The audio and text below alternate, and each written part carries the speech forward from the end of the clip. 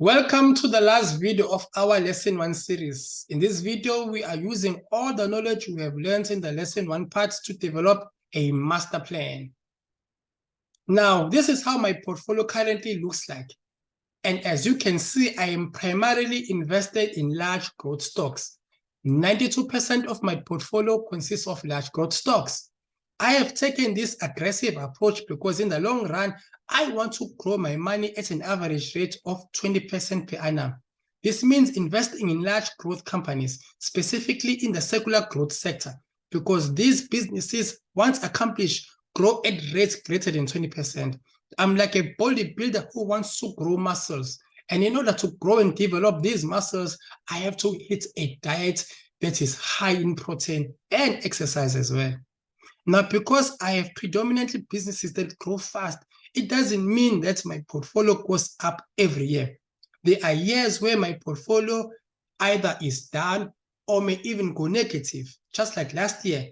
Remember, as we discussed in the previous lessons, large growth stocks tend to have huge drawdowns, up to 40 to 60%. So these stocks are not for the faint-hearted. But as I always say, as long as you are holding great profitable companies, they will always bounce back bigger and stronger. I have begun to build my defensive portfolio to around 6%. I plan to build it up to get up to 20%. At 20%, I believe it will give me a good buffer during periods of huge drawdowns or recessions. On the other hand, the cyclical segment is at 2%. I plan to build it up to around 10 to 15%. All I am waiting for is for these businesses that I have targeted to become cheap enough for me to start buying. This may take weeks, this may take months, it may even take years. That is why, as investors, we have to exercise patience. In the meantime, I keep building up my cash reserves so that when the time comes, and believe me, the time will come, I have enough cash to take advantage of the opportunities. Right now, I have no intentions of buying into dividend stocks, speculative stocks, deep value stocks, or ETFs. That will come later in my investing career. If one further breaks down my portfolio, you will see that it is fairly evenly distributed across 4 sectors, namely technology, which is at 22% of my portfolio, consumer discretionary, which makes around 34% of my portfolio, communication services, which makes up 22% of my portfolio, and financials, which makes up 22% of my portfolio. As you can see, these are mainly in the secular growth sectors, which is discussed in previous lessons. This is a sector that is on a long-term growth trend, and that is why I like it so much. So that is how I have constructed my portfolio so far, and it is tailor-made for my specific objectives, taking into consideration my age, risk appetite, finances, lifestyle, personality, and so on. It is important to note, my portfolio does not have to look like yours. You have to use all the information you will get from this course to construct your own portfolio that will suit your own objectives in life. Nothing is random. No stock in my portfolio is bought in a random manner. Say, for example, because of a hype or news or some guru recommended it. No. Every stock is bought to fulfill a specific purpose, which is laid out at the beginning of the investing process. And I want you guys to really get this. You buy a stock because it is part of a plan that has been laid out at the beginning of the investing process. In other words, the plan is the dog and the stock is the tail. And the dog always wags the tail and not the other way around. I will give you one example. I remember a few years ago, there was this huge hype around Tesla. Everybody was buying into Tesla. And if you were not buying Tesla stocks, people thought there was something wrong in your head. The stock price was shooting up. But did I buy into Tesla? No, I did not, because Tesla was not part of my plan. It did not meet my investing objectives. So I did not get swayed in, nor get distracted from my plan. So I did not involve myself in that hype.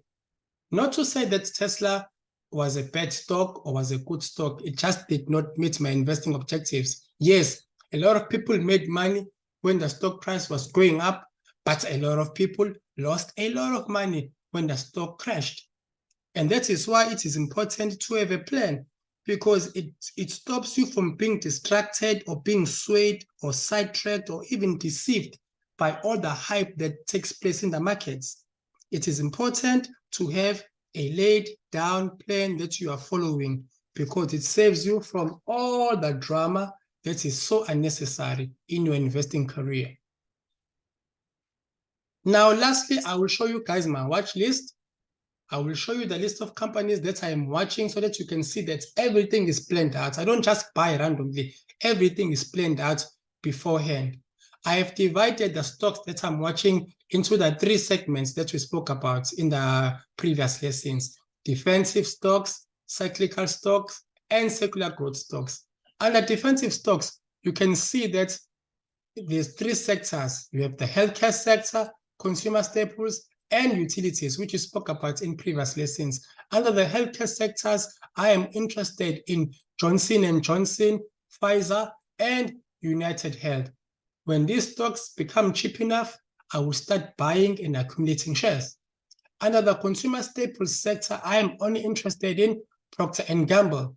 When Procter & Gamble becomes cheap enough, I will start buying. So I will start buying and accumulating shares of these businesses, and I will begin to grow my defensive portfolio from 6% to the 20% I spoke about.